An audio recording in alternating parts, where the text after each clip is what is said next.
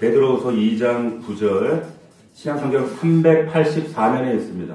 주께서 경건한 자는 시험에서 건지실 줄을 아시고 불의한 자는 형벌 아래에 두어 심판날까지 지키시며.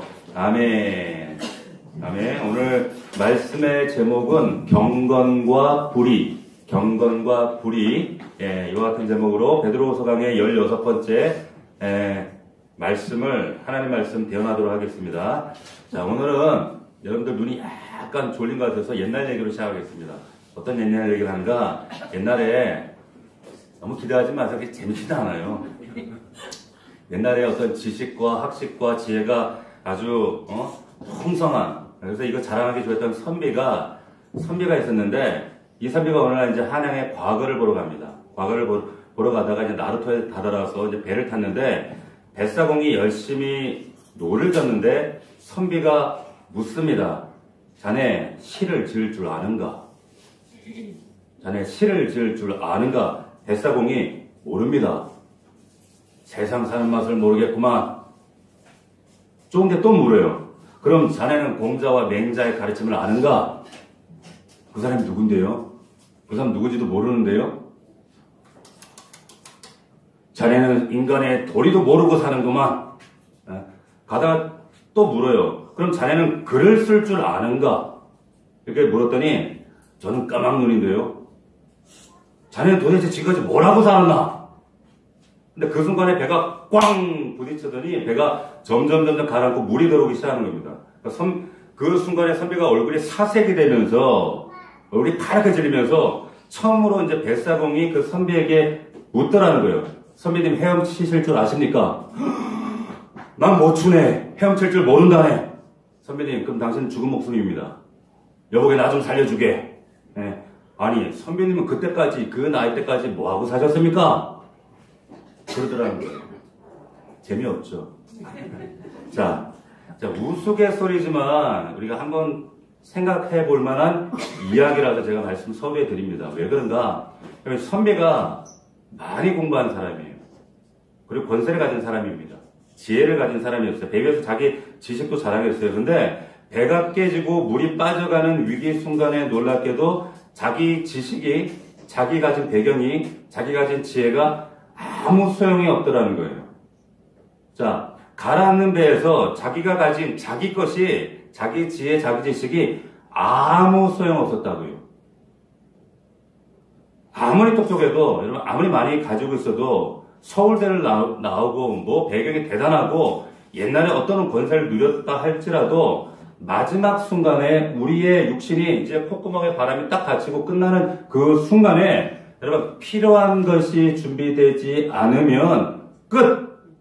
소용없습니다. 아무 소용없습니다. 우리 예외 없습니다. 자, 구원도 마찬가지입니다. 자, 우리 앞뒤 좌우 옆 사람에게 한번 물어보세요. 당신 구원 받으셨습니까? 한번 물어보세요. 구원 받으셨습니까? 물어보셔. 여기 앞에도 물어봐요. 구원 받으셨습니까? 보세요. 여러분, 구원 받으셨어요? 네. 아멘? 간혹 껄쩍지근하신 분들도 있어요. 그럼에도 불구하고 이럴 때는 아멘 하시는 거예요. 구원 받으셨어요? 아멘? 믿습니까? 보세요. 여러분, 우리가 이 구원에 대한 이야기를 할 때 이것만큼 사실 우리가 진지한 주제가 없습니다. 우리가 많은 준비를 하거든요. 미래 준비도 하고, 우리 아이들 진로 준비도 하고, 노후 준비도 하고, 근데 어떤 준비보다 제일 중요한 준비가 있습니다. 그 준비가 뭐예요? 사후 준비 들어보셨죠? 사후 준비입니다. 여러분, 구원 받았습니까? 자, 이런 질문을 드렸는데, 베드로가 오늘 이 구원에 관한 이야기를 하고 있는 거예요. 자, 오늘 9절 말씀을 다시 보시면, 자, 세상이 멸망받을 때 구원받는 조건이 뭐냐? 여기 보니까, 주께서 경건한 자는 시험에서 건지실 줄 아시고, 불의한 자는 형벌 아래에 두어 심판날까지 지킨다. 마지막 때에 구원받는 조건이 뭐냐면, 하나님 앞에서 경건한 자가 되어야, 그래야 된다? 근데 불의한 자는 심판받는다? 베드로가 사실 우리가 지금 몇 주 동안 계속 이야기를 나누고 있지만 똑같은 얘기를 지금 계속 반복하고 있는 거예요. 얘도 그렇게 들었습니다. 노아 시대 니네들 잘 봐라. 우리 말씀 나눴죠. 노아 시대 봐봐. 세상이 물로 심판받을 때에 오직 노아만 구원을 받았다. 왜요? 왜 노아만 구원받았어요? 네? 노아가 의인이었기 때문에 이런 말씀 나왔어요. 의인이었기 때문에 사실 그 시대에 노아보다 성격 좋은 사람, 많이 배운 사람, 똑똑한 사람, 권세 가진 사람 많았단 말이에요. 왜 없었겠어요? 그런데 그 사람들이 구원받지 못한 이유는 성경이 말할 때 왜 그런가 하면 불의한 삶을 살았기 때문이다. 이렇게 얘기를 하고 있어요. 하나님과 상관없는 삶을 살았기 때문이다. 여러분, 의라고 하는 걸 뭐라고 했습니까? 의는 하나님과 내가 상관하는 거예요. 그래서 세상 사람들은 상관없는 삶을 살아요. 노아는 주님 보시기에 의인이었기 때문이다. 이렇게 얘기를 합니다. 우리가 소돔과 고모라 이야기도 했죠? 거기에 소돔과 고모라를 불로 심판했습니다. 그때 오직 롯 한 사람만 구원받았어요. 롯이 잘생겨서가 아니고 공부 잘해서가 아니고 똑똑해서 착해서 그런 것이 아니라 성경은 분명히 그가 의인이었기 때문에 구원받았대요. 의인 롯 이렇게 기록을 했어요. 물론 우리 지난주에 우리 기억나시죠? 롯이 의인 롯이었지만 그가 주변 이웃들과 가족들에게 존재감과 영향력이 전혀 없었다고 말씀드렸어요. 그래서 제가 좀 비판적으로 설교했던 거 여러분들 기억하시겠지만 어쨌든 베드로가 소돔과 고모라가 멸망받을 때 오직 의인 롯 한 사람만 그의 가족과 롯만 구원받았다 이렇게 이야기를 합니다. 결국에 우리의 구원 여부를 가르는 것은 우리의 돈이나 외모나 성격이나 선행이나 뭐 잘나고 똑똑하고 이런 뭐 재산 활동 이런 것이 절대 아니라 하나님 보시기에 우리가 경건한 자인가 라고 하는 거예요. 자, 오늘 말씀 그대로 경건한 자가 시험에서 건짐을 받고 불의한 자는 심판받기 때문입니다. 그래서 오늘 설교 제목을 그렇게 정한 거예요. 경건과 불의, 나는 구원받을 만한 경건한 사람인가? 아니면 나는 멸망받을 불의한 사람인가? 이보다 더 중요한 질문은 없을 겁니다. 그런데, 이쯤 얘기하면, 여러분들이 퀘스천 마크가 하나 딱 들어와야 돼. 머릿속에 뇌를 스치듯. 어떤 질문이? 경건한 자가 구원받는다고? 여러분들 어디서 또 주워드는 게 있단 말이에요. 이쯤 되면 믿는 자가 구원받는 거 아닌가? 목사님?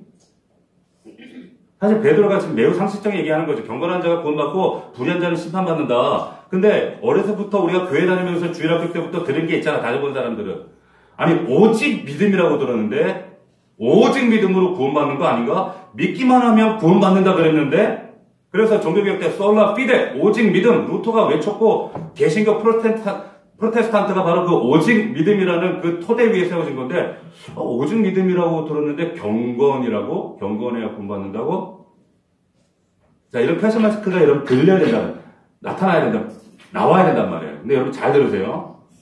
여러분 분명히 오직 믿음 맞습니다. 맞아요. 문제는 우리가 읽은 이 하나님의 이 말씀 성경이 오늘 이 말씀에 보면 믿는 자가 구원받고 믿지 못한 자가 구원 못 받는다 이렇게 해주면 좋겠는데 오늘 베드로가 그렇게 얘기하지 않고 경건한 자가 구원을 받고 불의한 자는 심판받는다고 말하고 있다는 거예요. 자, 어떻게 된 거예요? 네? 어떻게 된 겁니까? 복상하고 큐티하는 우리 교회 성도들은 이런 것들을 끊임없이 질문하셔야 돼요. 베드로가 이거 잘 몰라서 그런 거예요? 역시 어부 출신이라, 신학교 안 나와서, 주일학교를 검정고시해서? 아니면 뭔가를 우리가 잘못 알고 있는 건가? 자, 오늘 그 이야기를 해보려고 하는 겁니다. 자, 다소 좀 교리적이고 딱딱한 얘기가 될 수는 있지만 매우 중요한 얘기를 할 거예요. 여러분 잘 들으셔야 됩니다. 여러분 루터가 외쳤어요. 솔라 피데 오직 믿음이라고. 근데 이 오직 믿음이라고 하는 의미가 도대체 무슨 의미일까요? 오직 믿음. 솔라 피데. 이게 무슨 의미예요? 자, 항상 컨텍스트와 당시 역사적 상황, 정황이 중요하다 이런 말씀 드렸어요. 제가 우리 지난주에 우리 화목시에 있잖아요. 목장 모임을 하는데 우리 그 남자 성도들이 통독으로 가나 봤더니 너무들 열심히 잘하고 있는 거예요. 제가 깜짝 놀랐어요. 너무 열심히 잘하고 있어가지고 우와 기대 이상이다. 제가 너무 막 감동받았다니까.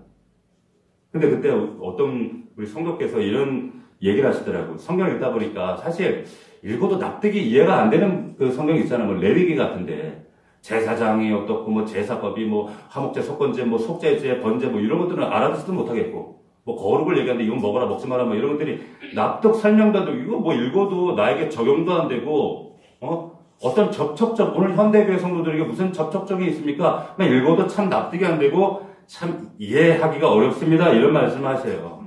근데 여러분 잘 들어보세요. 이런 말이 있습니다. 성경은요 우리를 위해 쓰여졌지만 우리에게 쓰이지 않았다 이런 말이 있어요. 다시 한번 성경은 우리를 위해 쓰였지만 우리에게 쓰이지 않았다. 시작.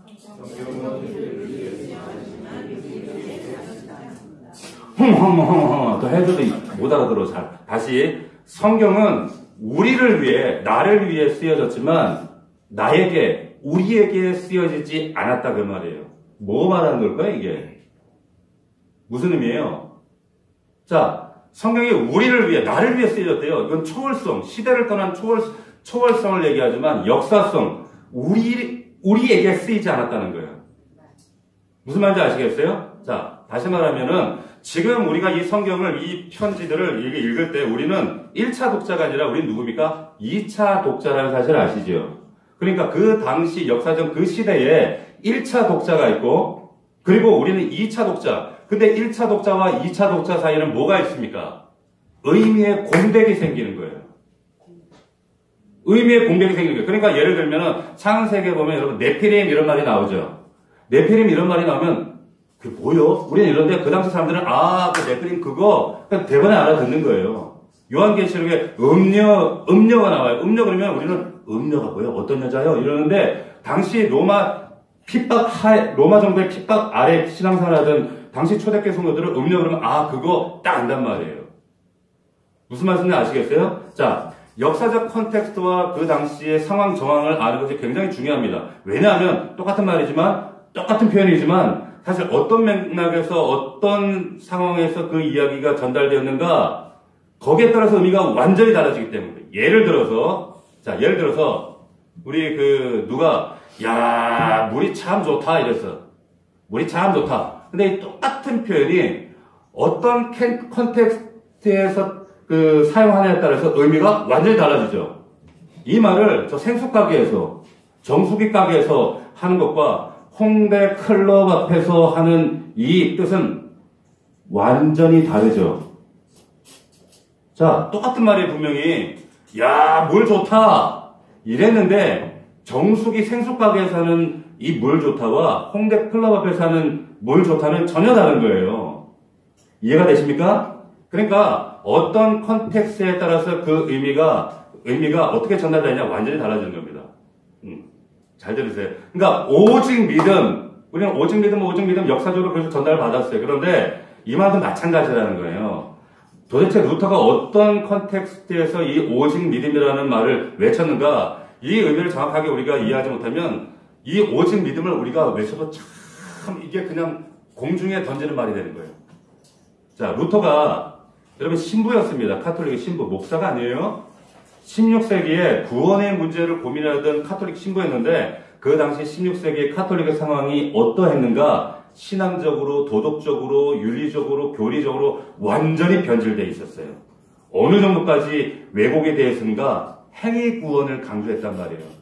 행위 구원을. 심지어는 이 카톨릭 교회가 어떻게까지 이야기를 했냐면 당시 여러분들 잘 아시는 이탈리아 가보신 분들은 아시겠지만 베드로 성당, 바티칸에 있는 베드로 성당 그 성당을 지을 때 돈이 어마어마하게 들어갔어요. 오늘날 환율로 따져도 정말 상상할 수 없는 어마어마한 돈을 들어갔는데 건축비가 모자라는 거예요. 그래서 교황청에서 어떻게 했는가? 어떻게 했죠? 면죄부를 팔았어요. 이 정도는 우리가 세계 시간 다 배웠잖아요. 면죄부를 팔았어요. 말도 안 되는 얘기를 하는 겁니다. 너네 용서받으려면 이거 사야 돼. 이거 100달러야 사면 너네 천국 가. 이런 소리 했단 말이에요. 자, 그러면서 심지어 어떤 얘기를 하는가?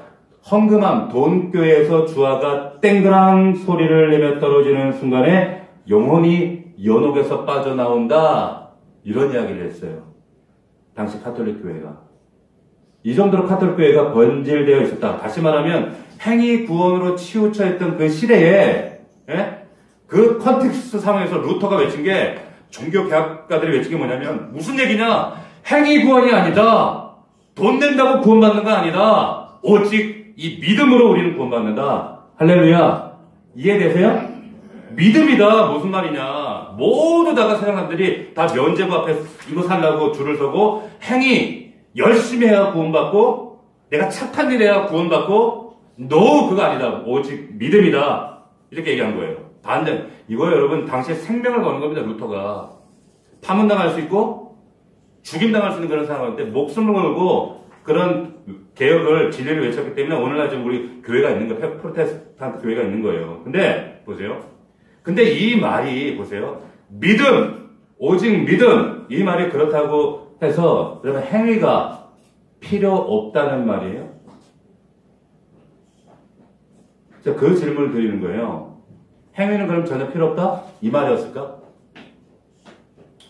여러분, 지금 이 현대교회가 우리 지금 대한민국 교회가 왜 세상 사람들한테 저것들 저 교회 저것들 비판받고 욕을 먹고 싸잡아 정말 손가락질 당하는가?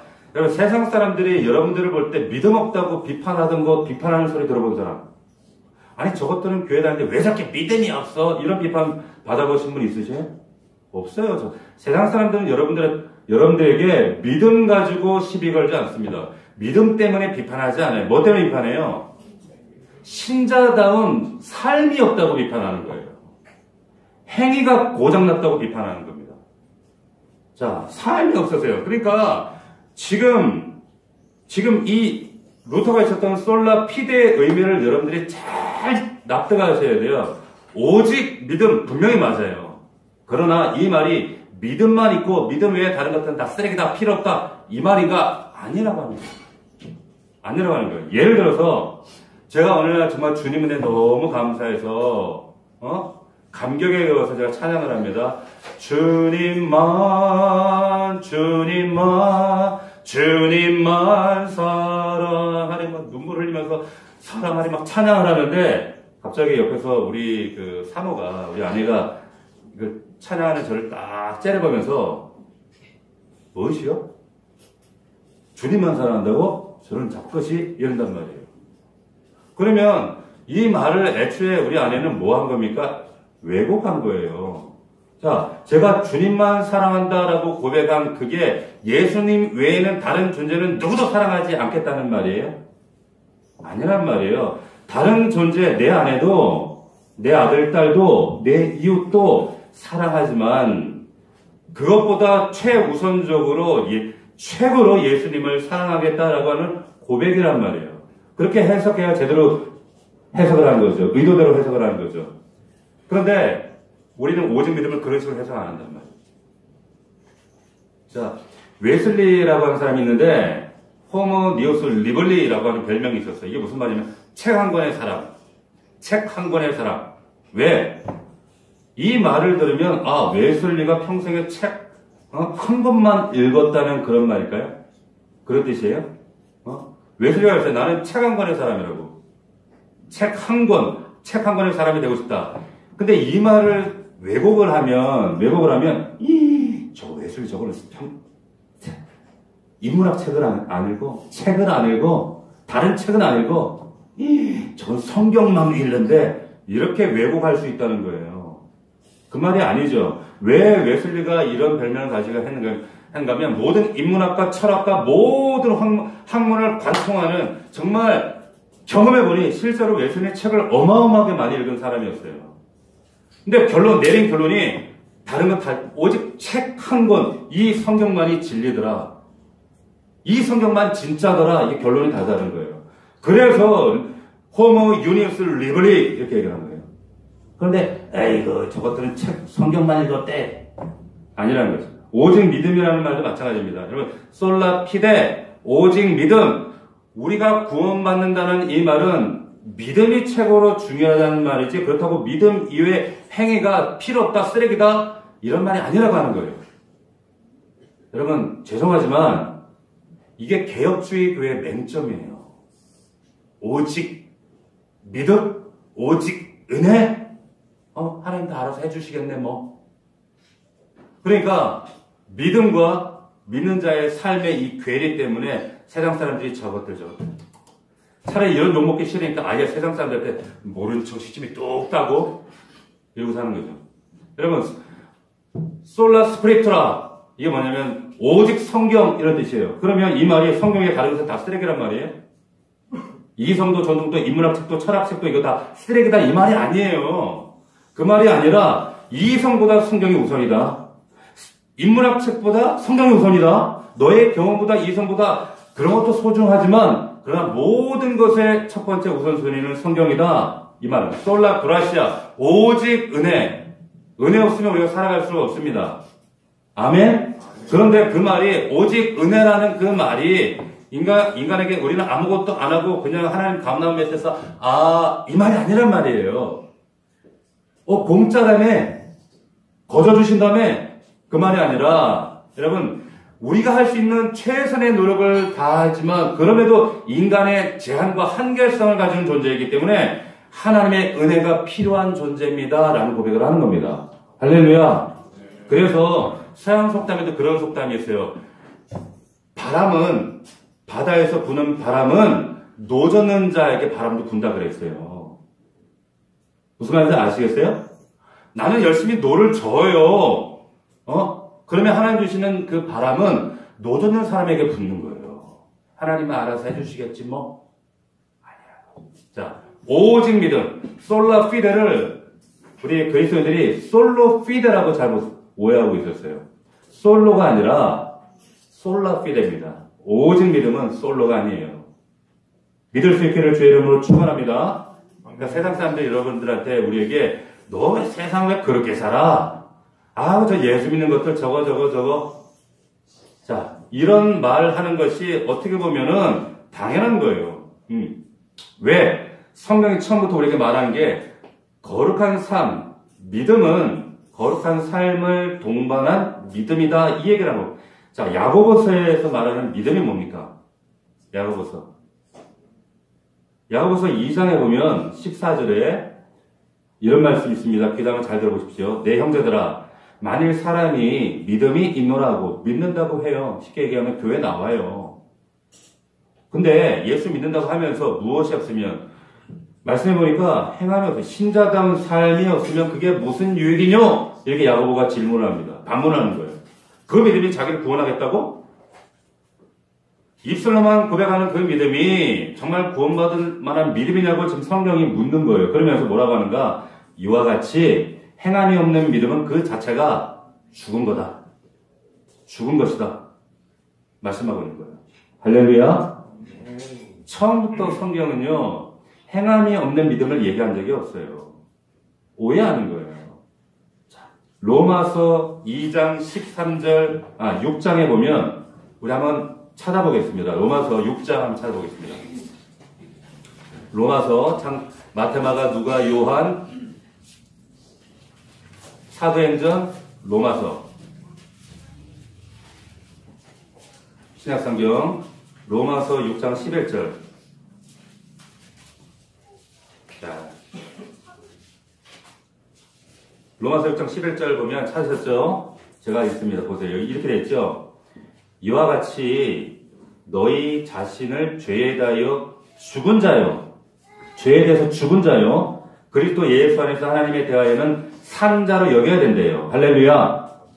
그러면 너희는 앞으로 어떻게 살아야 되나? 죄로 너희 죽을 몸을 몸에 왕노릇하지 못하게 하여 몸의 사욕을 제발 순종하지 말고 너희 지체를 불의의 병기로 죄에게 들이지 말고 오직 너희 자신을 죽은 자 가운데서 다시 산 자같이 하나님께 드려야 된대요.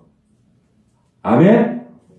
그리고 너희 죄를 의의 병기로 하나님께 드려야 된다는 거예요. 삶이 중요하다.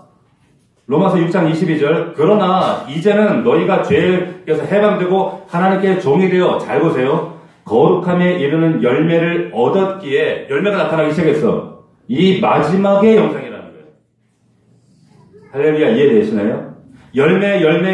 근데 마지막의 영생이라는 거예요. 반대로 여러분 로마서 8장 13절 넘어가 보십시다. 로마서 8장 13절 반대로 8장 13절 보시면 거기 보면 반대로 너희가 육신대로 살면 이렇게 되어 있죠. 여기서 너희라고 하는 말은 로마교회 성도들을 말하는 거예요. 로마교회 성도들에게 말하는데 너희가 믿는다고 하면서 육신대로 살면 반드시 죽는데요. 반드시 죽습니다. 성령으로 몸의 행실을 죽여야 된대요. 그래서 우리 신앙생활은 영적 싸움이라고 하는 거예요. 이게 죽이는 게 쉽지 않거든요. 할렐루야. 싸워 승리하시기를 축원합니다. 아멘. 로마서 12장 1절로 가겠습니다. 로마서 12장 1절. 로마서 12장 1절. 그러므로 형제들아 다 같이 한 목소리로 시작. 그러므로 형제들아 내가 하나님의 모든 자비하심으로 너희를 권하노니 제발 너희 몸을 너희 인생을 너희 삶을 하나님이 기뻐하시는 거룩한 산제사로 드리라. 이것이 너희가 드릴 영적인 예배라는 거예요.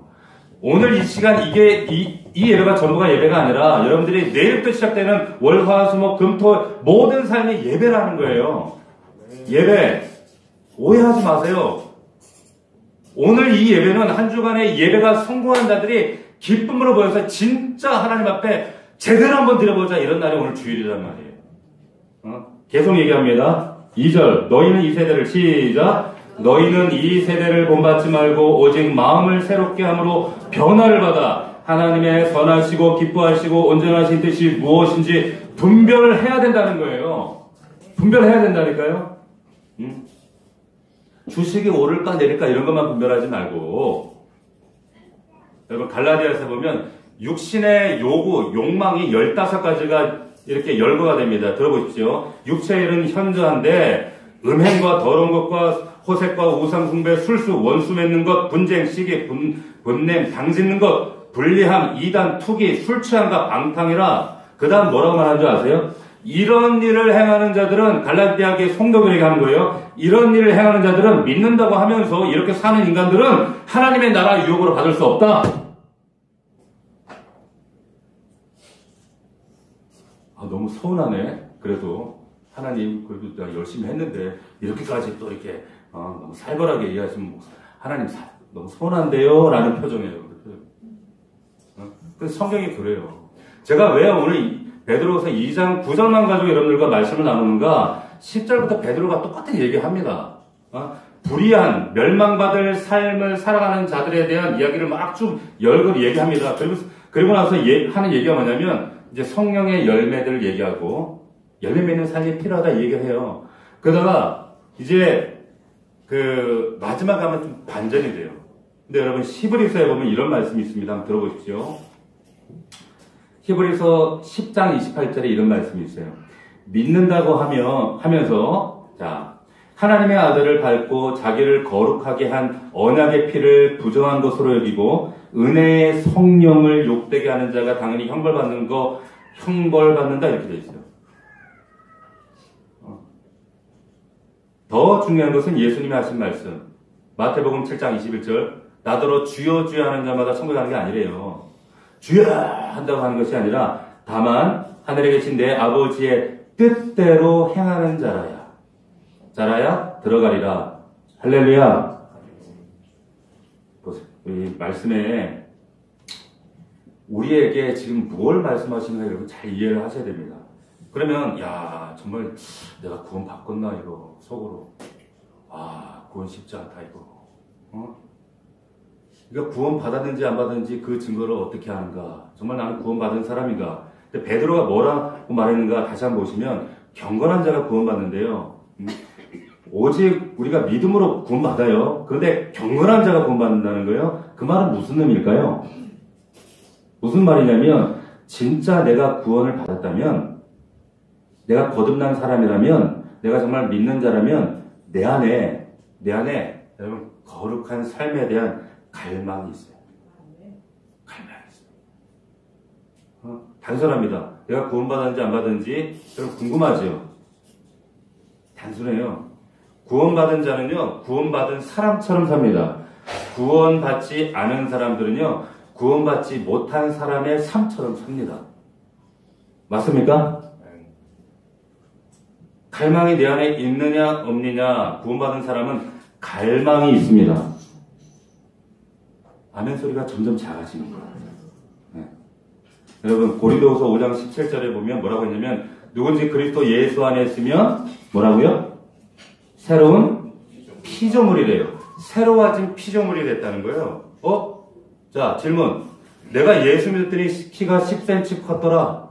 내가 예수 믿더니 갑자기 쌍꺼풀이 생긴 사람이 있더라, 갑자기 코가 한 3cm 높아졌더라 하시는 분 있습니까? 없어요. 누구도 이런 증거 가진 사람 아무도 없어. 근데 성경은 예수 믿으면 새로운 피조물이 분명히 된대요. 분명히 된다. 뭐냐? 내 안에 이전에 없었던 새로운 갈망이 생겨나요. 거룩에 대한 열망이 생겨나요. 하나님에 대한 부담감이 생겨난다니까.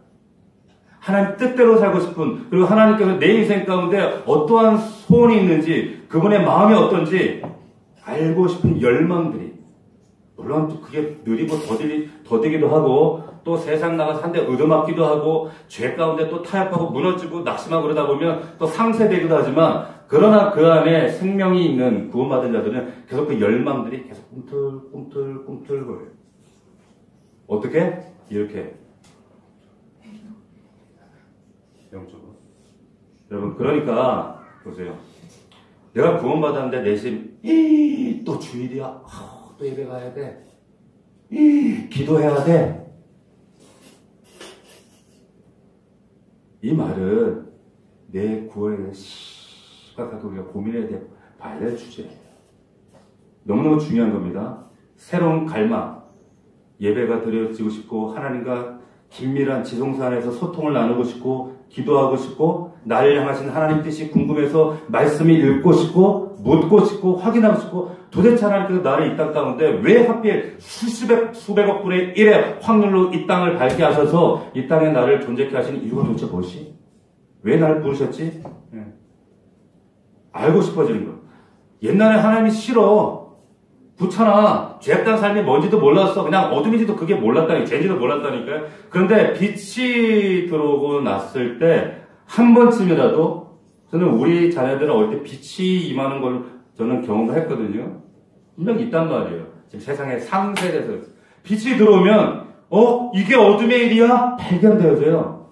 어느 날 갑자기 깨달아져요. 그리고 내 안에서 막 갈망이 막 일어나는 거야. 여러분 테스트 하셔야 됩니다. 고린도후서 13장 5절에 보면 너희가 믿음 안에 있는가 너희 자신을 시험하래요. 그리고 확증하래요. 테스트해보라는 거예요. 가능합니다, 이게. 가능하다는 거예요. 여러분 베드로후서에 여러분 그러면 궁극적인 결론이 뭘까요? 지금 오늘 말씀의 결론이 뭘까요? 어마어마한 지금 얘기를 하는 거예요. 노아까지 동원하고 소돔과 고모라 얘기를 하고 그러면서 결론이 뭐냐? 베드로후서 2장 나머지 부분이 이제 심판받을 불의한 자들에 대한 이야기를 쭉 열거를 하고 3장으로 넘어가면 갑자기 반전 예수님의 재림과 심판에 대한 얘기를 합니다. 그리고 베드로가 최종 결론을 이렇게 내립니다. 3장 베드로후서 3장 11절로 가봅시다. 어떻게 결론을 내리는가? 베드로후서 3장 11절 같이 읽어보겠습니다. 시작. 이 모든 것이 이렇게 풀어지리니 너희가 어떠한 사람이 되어야 마땅하뇨? 여기까지. 너희가 어떠한 사람이 되어야 마땅하뇨?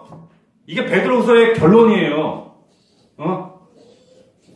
너희를 어떤 사람이 되어야 하는 게 마땅하겠느냐? 당연하겠느냐? 그러면서 거룩한 행실과 경건함을 가진 사람이 되어야 마땅하다는 거예요. 할렐루야.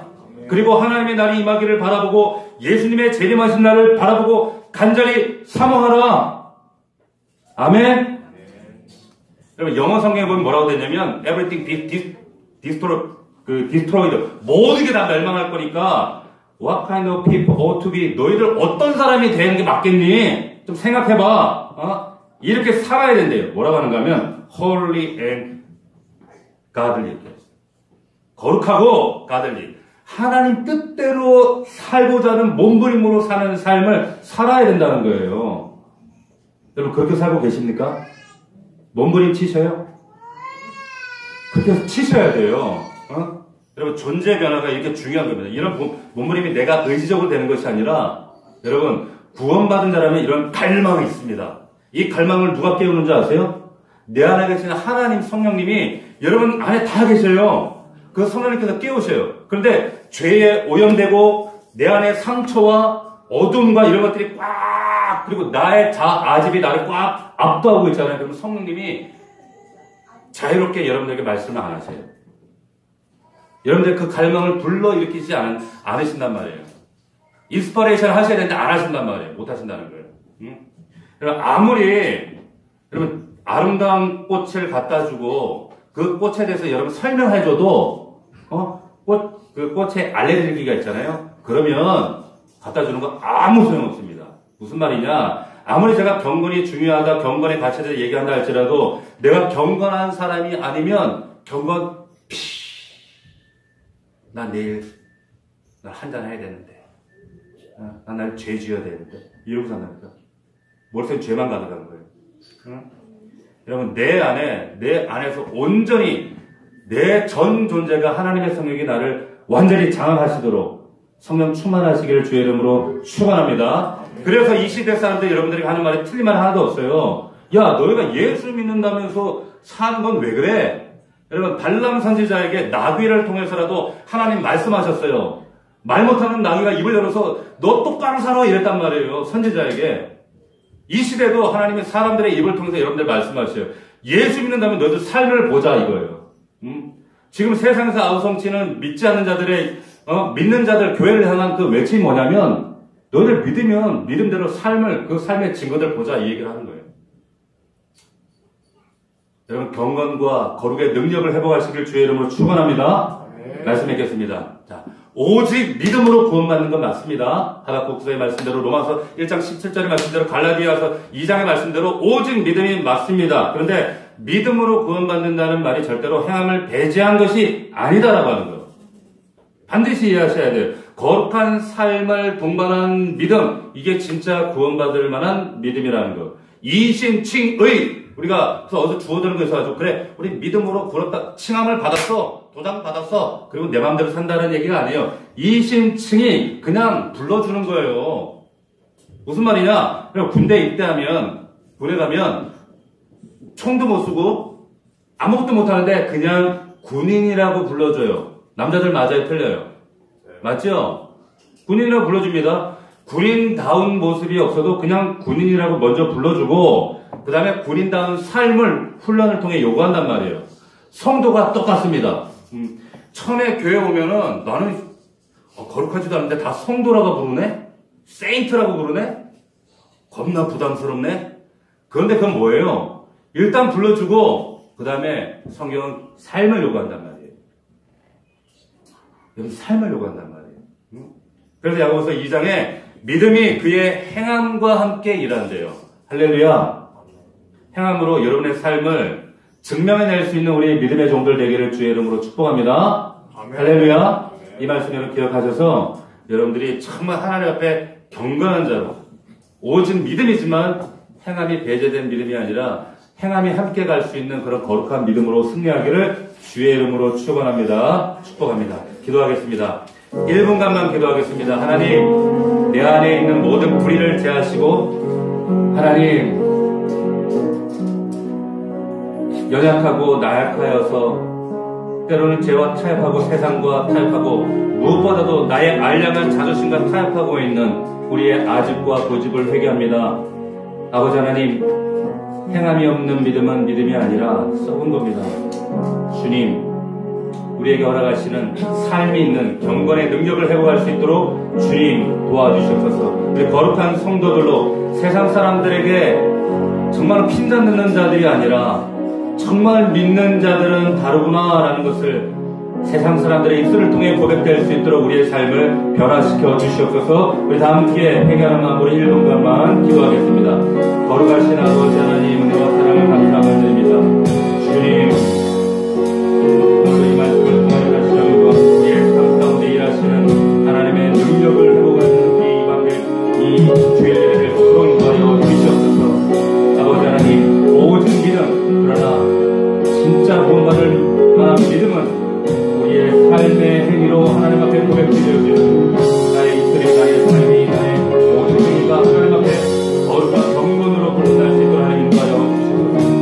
벌써 머리로만 믿는 자들이 아니라 아버지 우리 삶의 순종과 행위가 없는 자들이 아니라 하나님 정말 하나님 앞에 거룩한 삶으로 고백드릴 수 있는 믿음의 사람을 낼 수 있도록 해주시고요. 아버지 하나님 주여 주여 하는 자마다 곧 천국에 들어가는 것이 아니라 오직 하나님의 뜻대로 행하는 자가 될 수 있도록 아버지 하나님 역사하여 주시옵소서.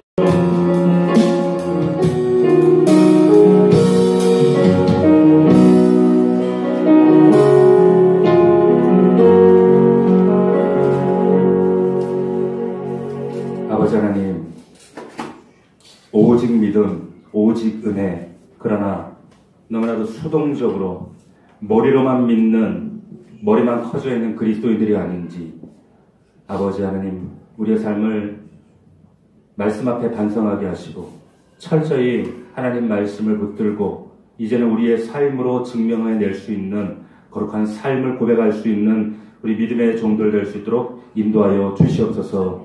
오직 믿음, 그러나 행함이 없는 믿음이 아니라 삶으로 증거할 수 있는 믿음 될 수 있도록 인도하여 주옵소서. 예수 그리스도의 이름으로 기도하옵나이다. 아멘.